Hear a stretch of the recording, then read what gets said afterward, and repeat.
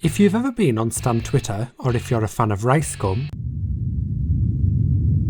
no comment, you've probably heard of Uma Compton. Uma Compton was an extremely controversial, and I mean extremely controversial, internet personality. Uma had a Facebook account, an Instagram, a Wattpad, probably even a Pinterest too, but she was most known for her Twitter account. Proud Christian, mother of three, suicide survivor, anti-bully advocate, and of course, Avon distributor. Throughout the entire history of Uma Compton's different accounts, and there has been many, Uma created many interesting posts. I literally look like Angela Jolly here. Yonsei said pretty hurts, so you know bad like me always in pain. Took a pregnancy test and it's 101% sure I'm pregnant. I'm so happy. At United, excuse me, but one of your flight attendants was extremely rude to me. I'm still in shock. This doesn't happen on AA. Please provide details via DM so we can forward your feedback to our in-flight team. She called me a redneck coconut head. This is her here. These were standard tweets from Uma Compton, and sometimes she would go beyond these typical trolling tweets, posting extremely offensive things, which seems to have gotten her account suspended several times. As Uma continued to post controversial things, she managed to gain over 18,000 followers on her Twitter, and like any rising social media star, decided to diversify her revenue streams. And so, Uma Compton's music career began. Now that's passive income. On the 22nd of December 2015, Uma Compton released her debut single, Donald Trump, Presidential in My Heart, and it soon became clear to fans that Uma's music career would follow along a similar trajectory as her social media. Donald, you're a man of steel. Come and give me a feel. The song was, unfortunately, an ode to Donald Trump, and the lyrics were incredibly disturbing. So naturally, it gained over 300,000 views on both SoundCloud and YouTube. Then, 2 days after Uma released her song, the YouTuber RiceGum released a video about Uma for his Must Be Stopped series, which would soon go viral. The video was called This Girl Must Be Stopped. At the time, RiceGum only had several thousand subscribers, but his video about Uma became very popular, gaining almost 7 million views. Shortly after the video was posted, RiceGum's channel took off, and in March 2016, just a few months later, RiceGum hit 500,000 subscribers. RiceGum's video about Uma set up what would later turn into an ongoing feud between the pair, involving millions of views, several roasts, and even a diss track, but that's for later. After the success of her first single, Uma uploaded the first track from her EP, The Trial of Uma Compton. The song was called By the River. It was also extremely popular amongst her fans and gained just under 300,000 views on YouTube. The song had its lyrics annotated on Genius, and I'm honestly surprised Uma never got one of those Genius interviews that every artist seems to get. Uma then released a random Ariana Grande diss track on SoundCloud before in January of 2016 she collabed with someone who would go on to be one of the most viral female rappers of all time, Cupcake. For those who are unaware, Cupcake is an American rapper known for her sensual lyrics and whose music TikTok made me believe was the soundtrack to that Mario Kart app. Please say it's not only my For You page. Anyways, Cupcake was featured on Uma's song called Bad Kids, which was a very personal song about always being a bad and never letting the world bring you down. The song was seemingly less explicit than Uma's previous songs and feels like it was the closest to a real song Uma ever released, possibly due to Cupcake's presence on the track. This was the only time Cupcake collabed with Uma, and this was in January of 2016, prior to the events that followed involving RiceGum and then eventually Zayn Malik. Yeah, it really went that deep. More on him later. The EP, The Trial of Uma Compton, was available on most music platforms and the reviews were very positive, but these were from Uma stans, so a bit biased. Uma continued to release music randomly and would ultimately go on to make a diss track about RiceGum. After the success of his first video on Uma Compton, RiceGum went on to create a sequel where he reacted to more of her posts and music. Then, a few months after RiceGum's second video, Uma Compton dropped a diss track on him. The diss diss track was horrific. The song was immensely racist towards RiceGum and had many slurs scattered throughout its lyrics. Despite this, the song is still available on iTunes to purchase, as is the majority of Uma's music. RiceGum went on to create his third and final video about Uma Compton, where he reacted to the diss track she had made about him. Despite many of the derogatory words used towards him, 2016 RiceGum took the track surprisingly well, opting to point out flaws in the lyrics and roasting Compton back.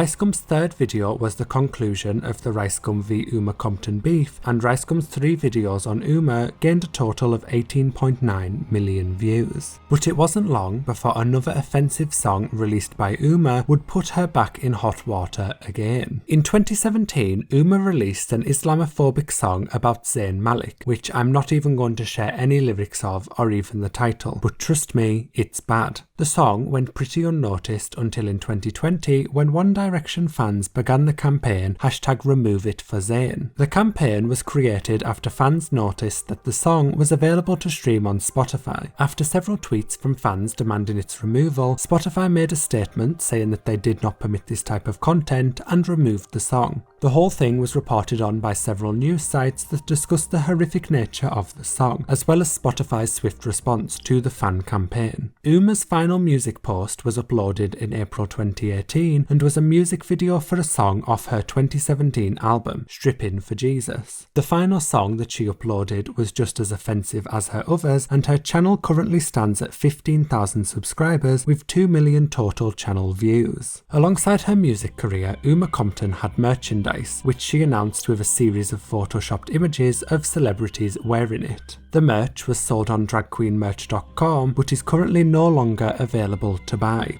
If you couldn't already tell, Uma Compton is a troll account, used primarily for getting reactions out of people by posting offensive and controversial tweets. But who was the real Uma Compton? In January 2016, shortly after her music career had taken off, BuzzFeed posted an article about Uma Compton and her controversial posts, and the article revealed who Uma Compton really was. This person here was in fact not called Uma Compton, and they definitely weren't the person creating these posts.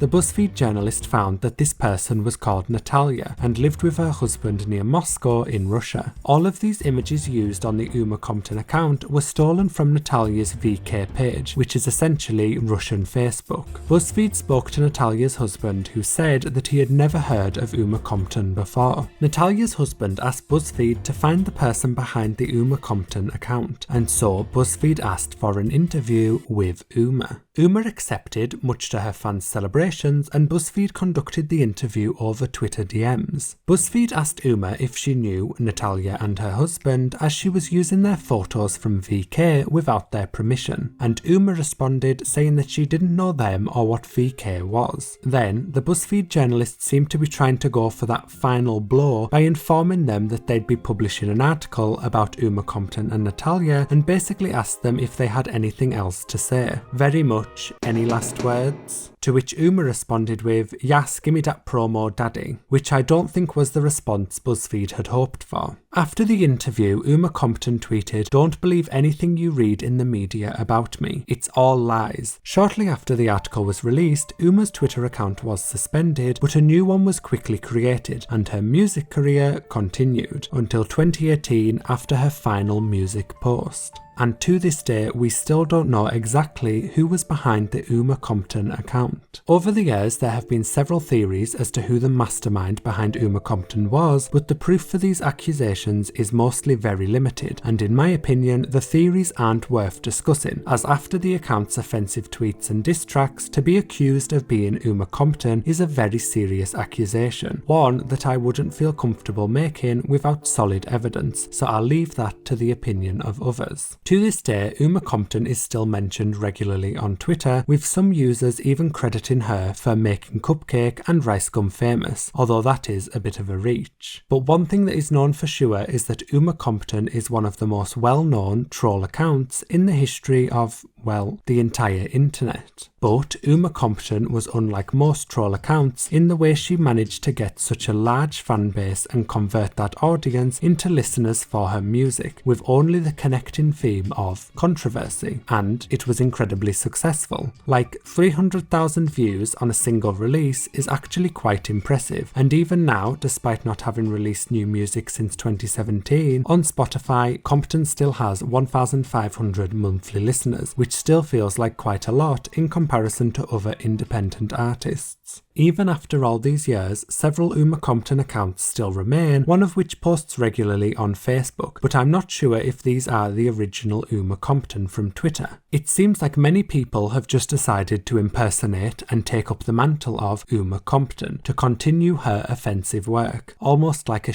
Captain America. But the person I feel sorry for in all of this is Natalya. Even throughout this video, I feel bad showing the Uma Compton pictures of her because they are stolen. And there was also a rumour created on Twitter that Natalya had passed away in a car accident. I couldn't find any information on this, and at this point it's difficult to know what's real and fake about the entire situation. But if it is true, then it makes the tale even more tragic. Someday we may find out who created the stan Twitter infamous Uma Compton and her music career, but for now all we know for sure is that Natalya and her husband have been done extremely dirty by Uma Compton and her supporters. Thanks for watching. If you liked this video, consider giving it a like, comment below if you have any suggestions for video topics, and subscribe if you want to see more videos. All of these things help out the channel a lot and are greatly appreciated.